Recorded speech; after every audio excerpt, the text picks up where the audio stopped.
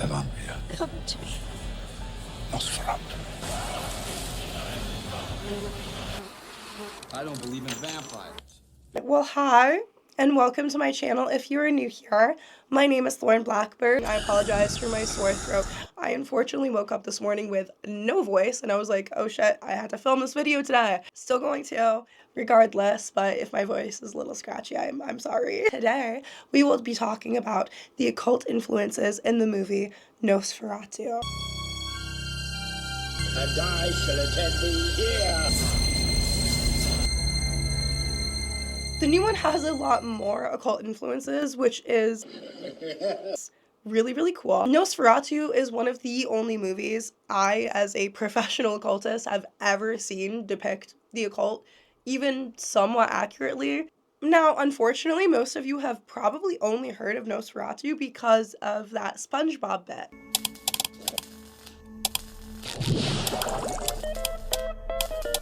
Nosferatu! I'm aware a lot of people don't really watch 100-year-old movies anymore. But the themes and the symbolism in these films are absolutely stunning and incredibly detailed. What's the symbology there? Symbolism. What is the symbolism there? And we are going to be talking about those details today, especially the occult influences.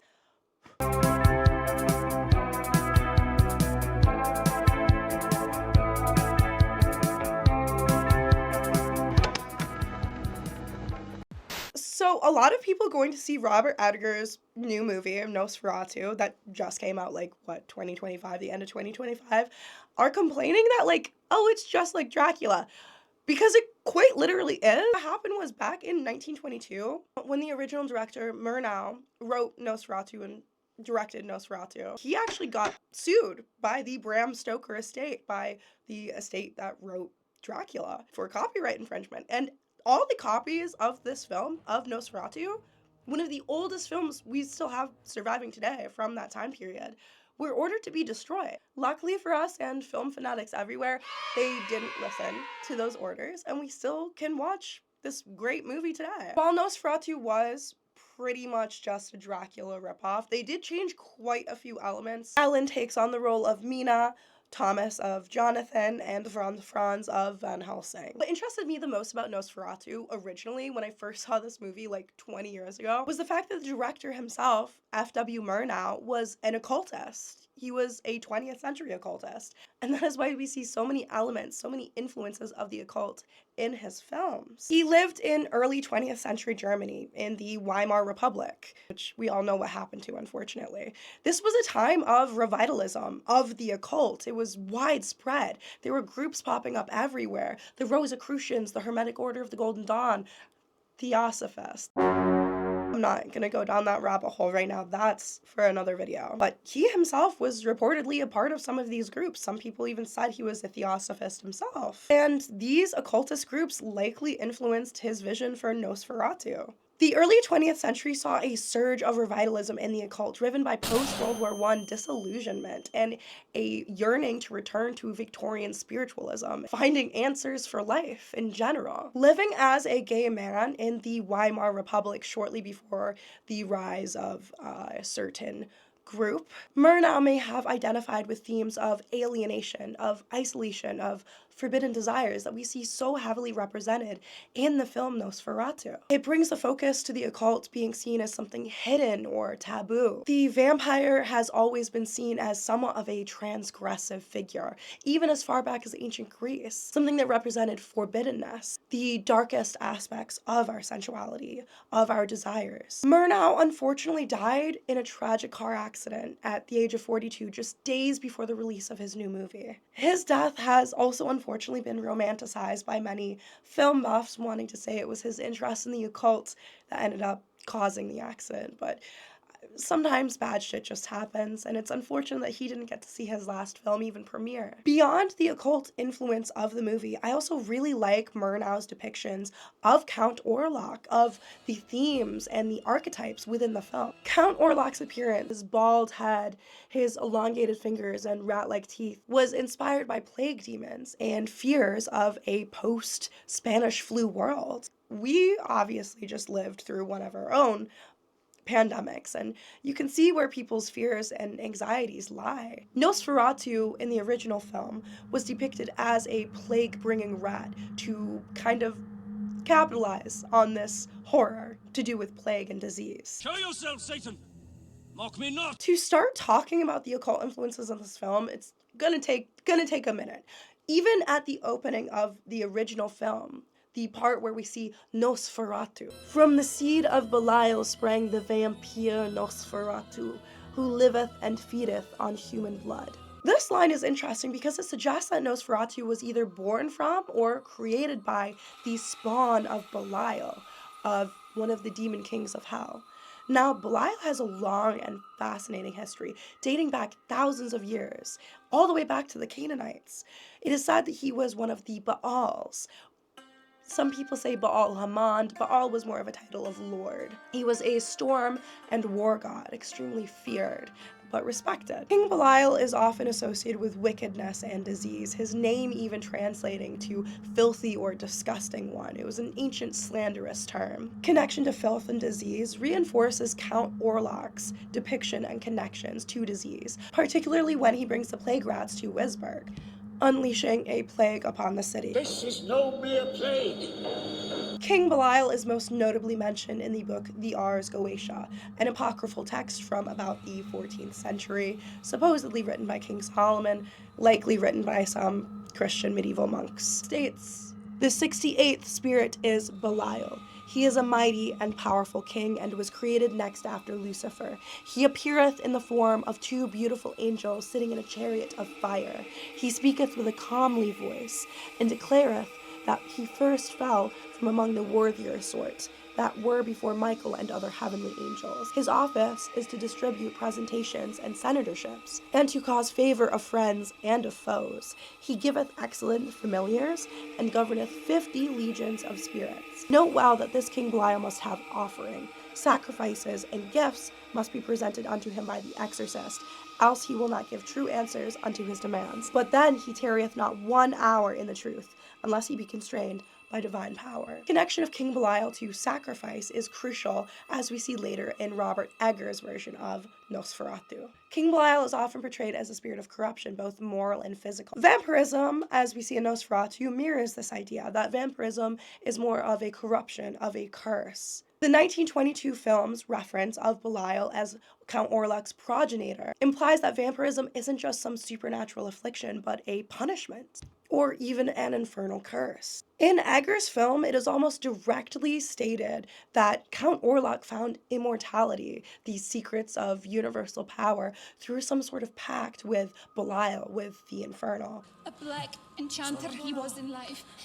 Solomonar, the devil preserved his soul, that his corpse may walk again in blasphemy. Gain power, fame, good reputation, to destroy one's enemies and win over favor of crowds, to corrupt existing power structures. He is the opposition mentioned in the Bible. The devil in the Bible is referenced as Belial, as King Belial.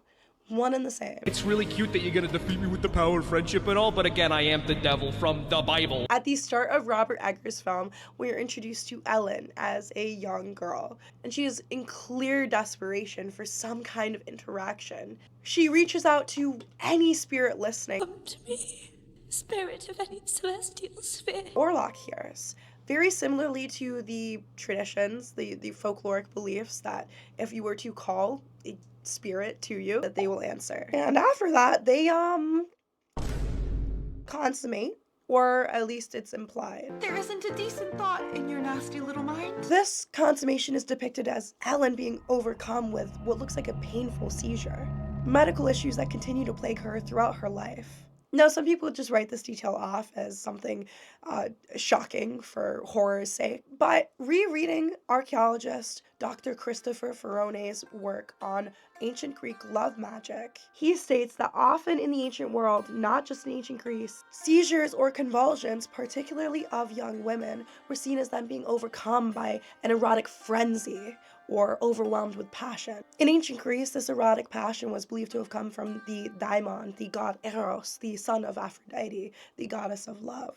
Now, while Aphrodite ruled over all things to do with love, and even more than that, Eros specifically ruled ruled over erotic passion and desire. So we can interpret this scene as a young, naive woman who has unwittingly allowed a dangerous demonic presence into her life. I was but an innocent child. And thought you I would not return. And who has influenced her to become overcome with a sudden, uncontrollable erotic desire, one that overcomes even her own will.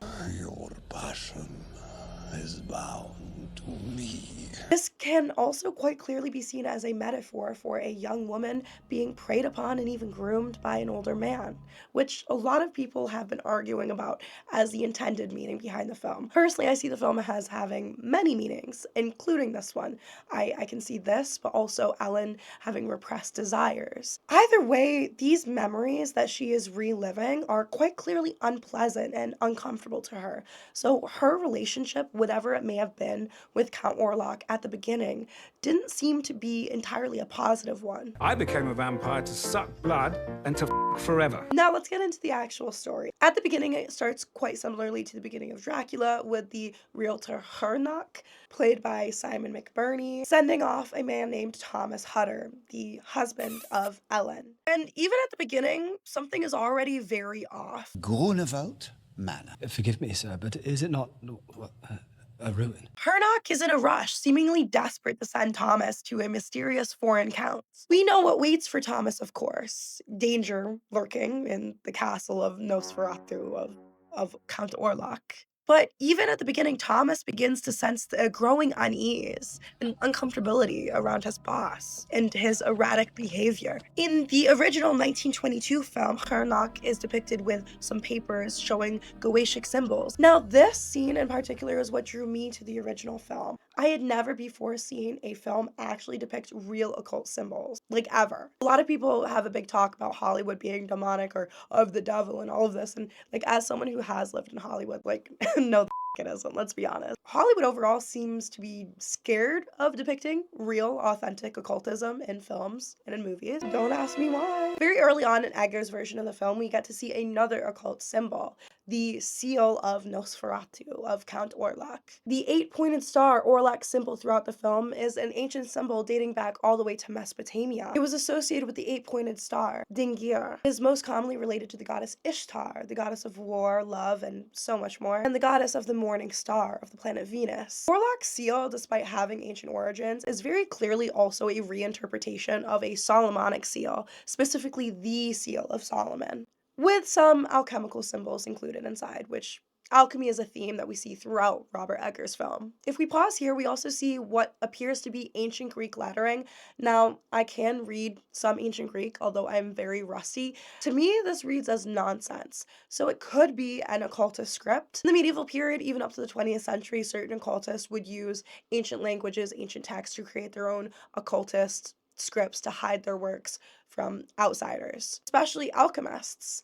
This could be some alchemical script I'm not aware of. If you know the answer, feel free to comment. I would love to know what this says. Here, Murnau seems to have also struck a deal with Count Orlok, although differently than Ellen. From his use of occult symbols, we can surmise that he himself is an occultist, and his pact with Orlok, with demons in general, requires some kind of sacrifice, some kind of offering in exchange for their aid. Now, usually these sacrifices after evoking demons are not humans. I know Hollywood is always like, oh, demonic sacrifice.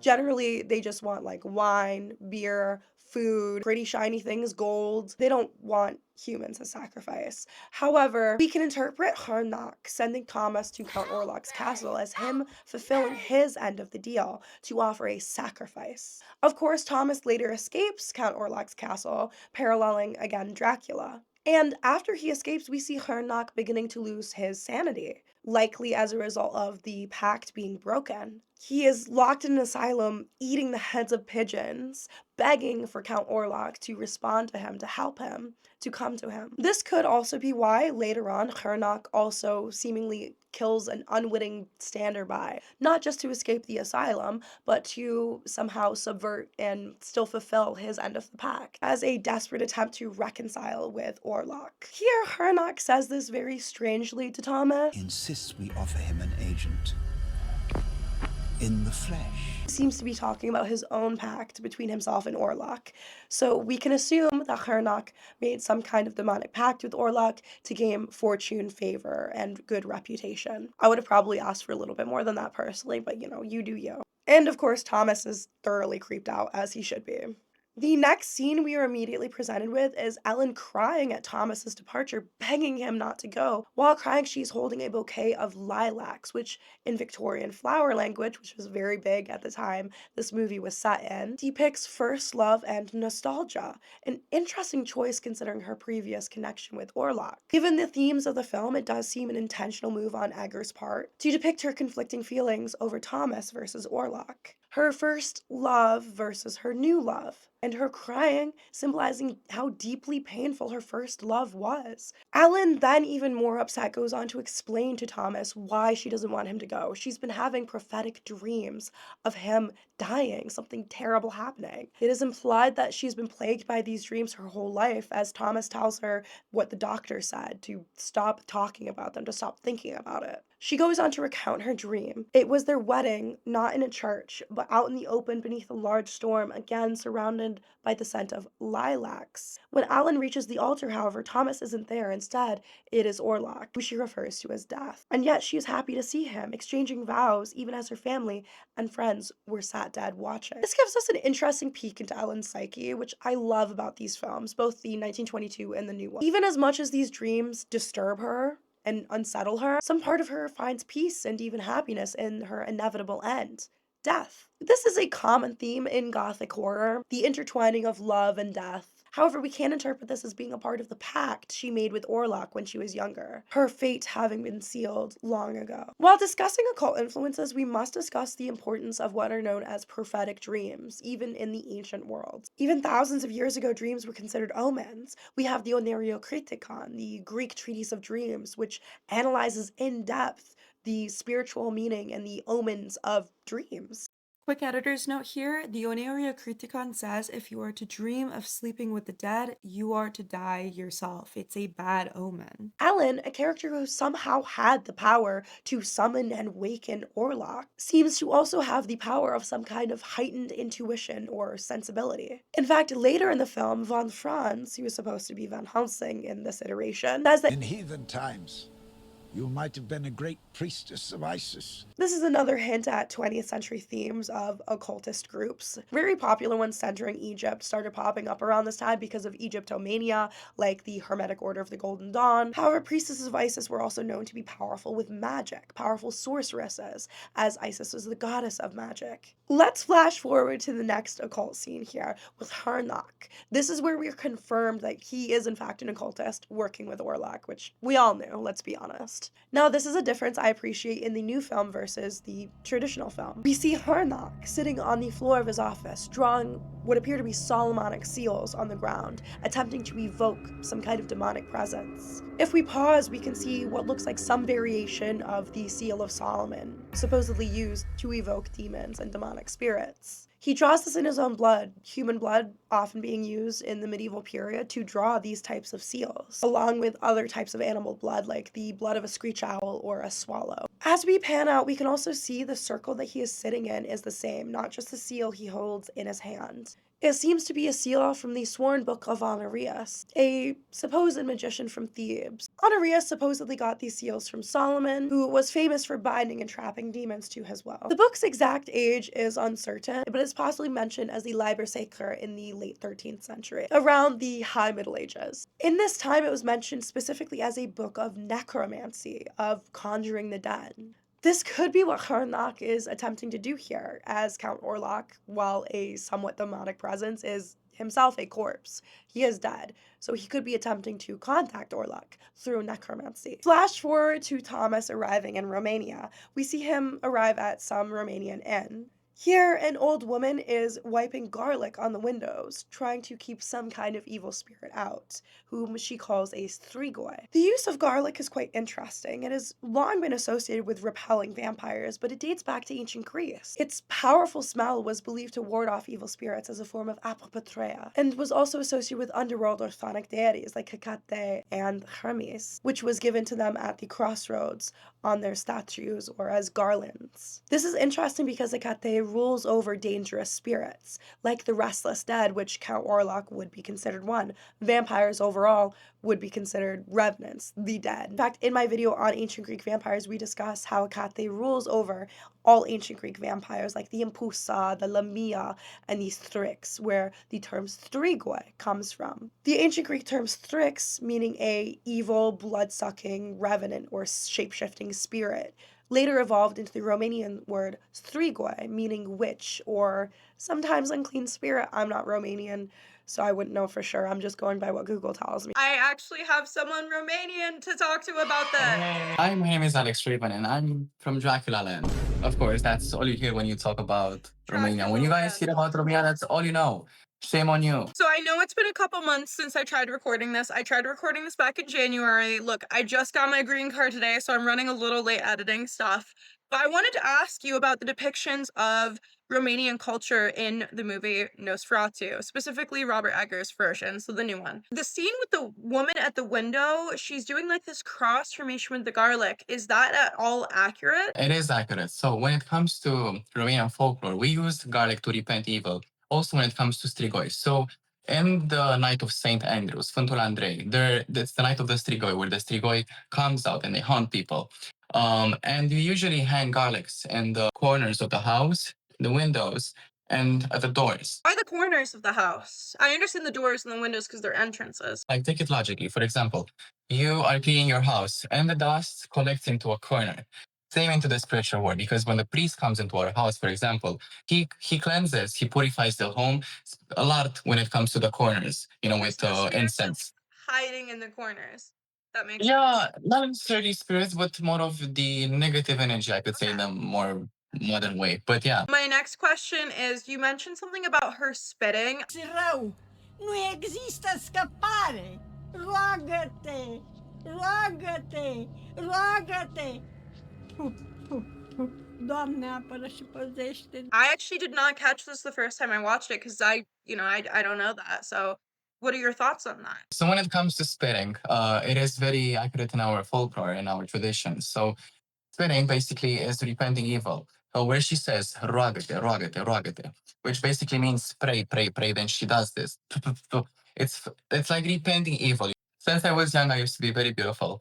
And people would like give me a lot of compliments, and they would be like, so they do not give me the evil eye. But it's very similar when it comes to esoteric traditions, like spitting repents evil. And when she does it, it's basically to repent the strigoi, to protect the person or themselves from the strigoi. See, that reminds me of what they used to do in ancient Egypt. Ancient Egypt, yeah. Yeah, they would spit towards the left, stomp on it 3 times with the left foot, especially when trying to curse someone. We're talking about something really, really evil and dangerous, mimicking the spitting of a snake usually, kind of like similarly to how they use the uraeus on the forehead to ward off evil because it's a striking snake. My third question is the mention of Solomonar or Solomonar? Solomonar, yeah. Yes, the nuns say. So basically, Solomonar are some kinds of spirits that are very associated with the weather. But when it comes to the School of Solomons, it's a secret school in Transylvania where it's said that you are being taught the secrets of magic, specifically when it comes to dark magic. There is another character in this movie, Hernock. I know you haven't seen the film yet, but he is called a Solomonar, and he is the one who is working as like kind of the assistant to Count Orlok, doing his It's a warlock, yeah. It does make sense. Okay, so they have like this hidden school where they learn these things. When you come to Dracula Land, maybe we can find it. Yeah, sign me right up, honestly. So what are strigoi exactly in Romanian culture? So there are 2 types of strigoi. The living strigoi, they're basically said that there's a living person that is cursed to be a strigoi, like having supernatural powers. When it comes to dead strigoi, it's basically people who die violently or with a lot of sins. This concept also is in ancient traditions when it comes to the restless dead. It's very similar. Well, thank you for your time. Go watch the movie. I will, I promise. But I watched the movie, but you guys go follow my socials because you guys will love me. All right, bye. Thank you so much, Toy. It is interesting that the first interaction Thomas has with the castle of Count Orlok is at the crossroads, with the carriage meeting him there. Traditionally, crossroads are associated with liminality, liminal spaces. They're seen as spaces neither here nor there, but in between, representing dangerous locations where the dead may dwell. Traditionally, in ancient Greece, the crossroads were represented by a forked or a triple crossroads associated with the goddess Hecate. However, the crossroads in this film are depicted as a four-way crossroads. I did ask my friend who practices hoodoo because the four-way crossroads is much more associated with those traditions. And they told me the four-way crossroads is where they go to make pacts with spirits. One of the next scenes I want to take a look at is all the papers on the desk of Count Orlok, or on the table, when Thomas sits down with him. Pausing over Orlok's papers, we can see a series of wax seals with what looks like sigils on them. Now, it's hard to tell because of the lighting, but this seal does look reminiscent of one of the 72 demonic seals from the Ars Goetia, or the Legmathon. It looks like, while it's not traditionally one of the seals, it was made to look like them, using similar motifs and structures. The closest I can really find is maybe Duchess Gremory's or Gaps. We also get a close-up of Count Orlok's seal here, the 8-pointed star, and we can see clearly what looks like a double Ouroboros around the seal. This is another alchemical symbol, specifically the two snakes swallowing each other, representing something volatile or dangerous, something potentially explosive. Now, the Ouroboros itself is an incredibly ancient symbol, generally representing either eternity or protection. It remained quite popular throughout the 18th century into the 20th century and even today, being used in many medieval grimoires. The Ouroboros itself originates as far back as Egypt, as the god Mehen. Even the Horus, or Heru, was depicted as standing in an Ouroboros for protection. The Ouroboros' use later on, especially in Greece and Rome, became more representative of aeon, or eternity, a never-ending cycle. But its protective qualities were never truly lost. Orlok then goes on to trick Thomas into signing a contract, a deal, which he cannot read, and he knows he cannot read because it's in some ancient undecipherable script.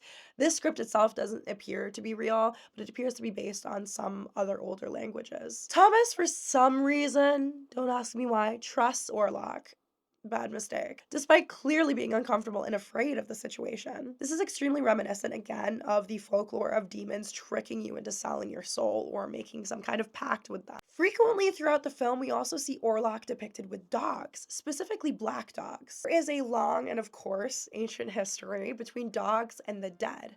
This is due to their protective nature over corpses. They were known to guard corpses for days, weeks, months, so they would not be interfered with. But they were also known to dig up graves, especially those of the recently deceased. Even in Egypt, we see associations between dogs and the dead, with gods like Anpu or Anubis, funeral gods, gods of death. Hecate herself is also often depicted with black dogs. Her being associated with the restless dead and revenants like Orlok makes sense with him being depicted with specifically black dogs, which are known to be symbols of Hecate.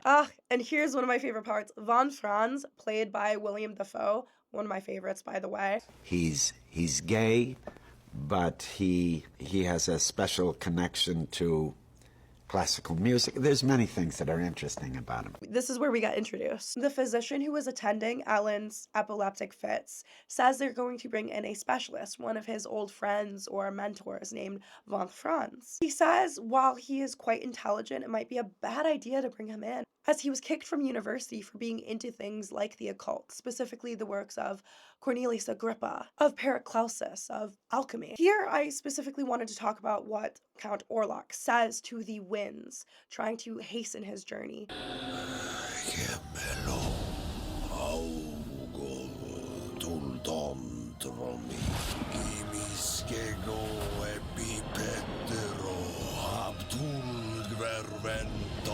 Orlok here is speaking what can be called apoidai, or spoken incantations, a ancient tradition. It was said that a goetes, the ancient Greek term for a sorcerer practicing goetia, or sorcery, which is actually where we get the term the Ars Goetia from, could use apoidai to call forth winds, to draw down rain, to even make the mountains themselves quake. The philosopher and supposed magician Empedocles himself lays claims to these abilities by stating, You will learn cures for ills and aids against old age, because for you alone will I accomplish all of these things. You will stop the force of tireless winds which blow over land and destroy fields with their blasts. And again, if you wish, you will lead forth breezes that compensates. You will make dry weather in the proper season for people after dark rain, and you'll make tree-nourishing streams pour forth from the sky where they dwell after summer's dryness, and you will lead forth from Hades the life force of a dead man. Although perhaps Empedocles isn't the best, most reliable source, considering dude thought he had turned into a god and threw himself into a volcano. And here we get to see von Franz's home. First of all, love it. Love the cats. Man after my own heart, except I'm a lesbian. I wish I could get a clearer view of the papers and such hung on the walls here, as Eggers seems to have really done his research. I would love if he released some set photos or concept designs of specifically this room. Von Franz here is specifically discussing a method of alchemy. Hermes will not render my black sulfur gold this evening. The ritual process to try to transmute regular chemicals like sulfur into pure gold. This one seems to work with the Greek god Hermes, which makes sense as a lot of alchemical texts work with Hermes Trismegistus, or Hermes the Thrice Great, a synchronized version of the god Hermes, and Thoth, or the Huti, the Egyptian god of wisdom and writing. The doctor here warns von Franz as they are leaving in Latin. Molite dare. Sanctum Cannibus. And I actually took the time to translate this. Finally, my Latin is coming in useful for fucking once. Besides, you know, trying to summon demons. The phrase nolite dare sanctum cannibus translates, do not give what is holy to the dogs. This phrase here actually is derived from the Bible, specifically from Matthew 7:6 in the New Testament. Von Franz replies with the second half of this passage. Neque mitatis margaritas vestia. Antiporcos. This phrase translates to, never throw your pearls before pigs. This verse overall was part of Jesus' Sermon on the Mount, warning about sharing sacred or valuable truths with people who will not appreciate them. The pearls here represent wisdom, and the swine, of course, representing fools. It's interesting he says this to him in Latin, knowing that the other man in the room can't understand what they're saying, meaning they're probably talking about him behind his back, saying that no matter what you tell him about the situation, he's not going to appreciate it. He's not going to believe you. After this, Alan is visited by von Franz, and immediately he seems to know what's up, demanding that she be removed from her restraints, despite her epileptic fits, knowing that they come from a place of eros, or erotic frenzy, from a possession, from demonic influence. He's coming. Who is coming to you, my child? Franz's suspicions of demonic possession are confirmed when Ellen enters a trance-like state, induced by her underlying possession, which he then announces to the entire room. Ellen's fit does seem to fall in line with modern understandings and depictions of demonic possession, thrashing, snarling, a different voice, eyes rolling in the back of the head, not really reacting to pain. This part was one of my favorite parts in the movie. Von Franz not only stops her epileptic fits by use of a talisman, which we almost never see with exorcisms in movies. It's always like prayer, bringing in a priest. It's always the same old, same old. But he also prays to a series of angels and then demons. By the protection of Samuel, Haniel, and Zadkiel, impart your speech unto me. In the name of Elohos, Horus, and Asmodee. He demands by their powerful names that the demon within her speak to him and clarify what his intentions are. He lists names like Duke Elagos, Prince Oribus, and King Asmodee. These are all Goetic demons, again from the Ars Goetia. This part again had my jaw on the floor. Like, as someone who admittedly works with demons, I have never seen demons even slightly positively represented in media. This was definitely more of a neutral gray area, but they were represented as having their own inherent power and even helping von Franz, which is the whole point of demonolatry, of working with demons. Traditionally speaking, this practice is accurate. In fact, the use of names of power, or using the authoritative names of the gods, of daimones, of spirits, were used quite often in ancient exorcisms, from Egypt to Greece to even Mesopotamia. In order to have power over certain spirits and aspects of nature, they would call upon these powerful names. I just love how for once For once in Hollywood, it's not portrayed as something black and white, good and evil, right and wrong. There are shades of gray. It's so much more nuanced and interesting. That's boring. It's repetitive. I just personally love when horror movies do something new, not something everyone's done the same way over and over and over and over. That is truly what I've always appreciated about even the original Nosferatu, subverting expectations. That, and I just really love German expressionism, like the contrast of light and shadows. Stunning, like visually stunning. Von Franz explains to the confused and slightly panicked room that Ellen was experiencing a demonic possession.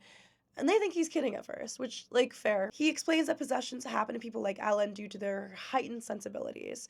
In her case, her repressed desires. Again, harking back to the ancient Greek belief of being struck with an erotic frenzy or passion. Even in some ancient talismans we can find from Egypt and Greece, the dead themselves were called upon to strike people with this erotic frenzy, with eros. And as we know, Orlok is one of the dead. Ugh, I love, like, the level of research here. My Virgo placements are very much enjoying this film. So the ship bringing Orlok back to port obviously crashes, unleashing a plague upon the city. Rats played a similarly important role in the first film, representing again the lingering fears and anxieties post-Spanish flu. Something between the two of you that you may not realize. This next scene, like, I technically don't have to talk about because it's, like, not really to do with the occult, but I want to talk about it anyways, because I love women. Since this film has themes about hidden or repressed desires, especially about Victorian sensuality, and the consequences of ignoring those desires, shall we talk about how close they are in this scene? Our friendship is a precious bond to my heart.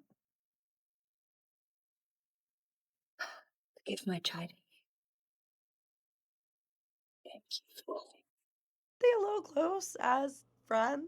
Yeah, sure, we can just write it off as gals being pals. Most sapphic desires are written off as just friendship. But I think it goes a lot deeper than that. Ellen, while having feelings for Thomas, has been repressing a lot of her desires since early adolescence. And as the film progresses, Orlok begins to target her friend Anna, someone he potentially sees as competition for Ellen's love and her desire. Even coming to her angrily after this very scene where they are sharing a bed together. Denied yourself, and thereby you suffer me to vanish up the lives of those you love. Demanding that she have 3 days to bed him. Huh? Or she would face losing the ones that she loves. Sounds like a jealous man to me. The next scene, while von Franz is looking for Harnack at the asylum, knowing that he's been dabbling in the occult and dealing with Orlok, stumbles upon his mad or frenzied writings all over the asylum walls, as we can see here. Much of it is rather crazy looking, but there are some recognizable symbols scattered. Now, I can't find the exact seal for this one, but it is extremely similar to ones found in the book. Now, excuse me for my pronunciation, I am sick. Also, I don't speak French. La Vraie Cavalicules de Roy Solomon par Amadal, or the True Keys of Solomon. I believe it's the Clavicle of Solomon. Similarly, when von Franz searches Harnack's office, they find a whole stash of occult symbols and papers, mainly Solomonic, which von Franz refers to as Solomonari. They also discover what appears to be a hidden altar. Now, I love that this looks like an actual real altar. There's a human skull drawn on what is likely human blood, as well as more magical symbols carved into the wooden doors themselves. We can even see some runes, and even the sigil of Lucifer. Immediately, Franz pulls up the rug, knowing exactly what Harnack had been up to. We can see the magic circle used by Harnack, and we can get a closer look this time. Unfortunately, at this point, it was almost 5 a.m., and I hadn't slept in days. I couldn't find an exact match. It's definitely a Seal of Solomon, likely for evoking and/or restraining demons. I found a few similar seals, but I'm tired. Okay, give me a break. I mean, look at these. They're all blending together at this point. Anyways, to speed run through until the end to hurry this up. The plague hits the city. Thomas and Ellen get freaky. Von Franz explains that in order for Ellen to get rid of the demon, You must bounce on it. Crazy style. Anna and her kids unfortunately die. Her husband gets freaky with her after the funeral, and he also dies. Again, reiterating the whole to lay with the dead, you are to become the dead thing. The men go to burn Orlok in the ruins at Franz's suggestion, only to find him not there. Franz having distracted Thomas, so the plan with Ellen to Must bounce on it. commence. Franz goes crazy with arson. Finally, we see Orlok and Ellen together at the end of the film. Orlok asking Ellen once again if she is doing this of her own free will. At the end, Ellen unfortunately dies, and so too does Orlok, just like the original film. Orlok passes away with the rising of the sun. This is a tragic ending, but we must understand this very old concept. It is believed that to lay with the dead, you will become the dead. Ancient Greek vampires were more revenants, or bodies of the dead that had come back to life to fulfill unfulfilled desires that they weren't able to complete before they passed. Dying too soon. This is very reminiscent of Orlok, likely trying to fulfill some kind of desire for Ellen, even long after his own death. In the ancient Greek legend of Machates and Philininon, we can see how Philinion's rise from her grave and her secret nightly escapades with Machates almost results in his death. If his family hadn't caught their little rendezvous, he too would have died in her embrace, joining her in death. And Philininon, her desire finally fulfilled, too would have returned to the grave. Now, the sun acting as a destroyer of evil, especially of evil spirits, is an incredibly ancient belief, all the way back to the very early years of ancient Egypt, with the sun god Ra. It was believed that evil spirits could not wander the earth while Ra was in the sky, while the sun was present. Even though it was in black and white, this film, it was visually stunning with the contrast of light and dark, the play of shadows, the fear and the unsettling presence of Count Orlok. And Robert Edgar's new film really truly brings this into the new era of filmmaking. This unsettling presence of Orlok, these unfulfilled desires, these deeper meanings and symbolism of the occult. I'm so glad they kept the occult symbolism. I was terrified when they announced this movie that they would not include like real occult symbolism like the original movie. I'm glad they did. This video never would have been made. But I really have to commend Eggers here for not only sticking a lot to the original film, but also creating new interpretations. If you like this, I have many videos relating to these topics. My video on ancient Greek necromancy or necromantia. I have another video on, again, ancient Greek vampires. I also have a website and a Patreon where you can learn more. And if you like studying this kind of stuff, the occult, ancient history, religion, magic, go check it out. You can join for free. I haven't seen it yet, but I am going to fucking watch it. I'm going to watch it. I don't care. I am watching it. You know, when I was younger and I was very beautiful since I was so. Oh my god. This is fucking hard, man. This is so hard. This is gonna end up turning into a mukbang, I fear.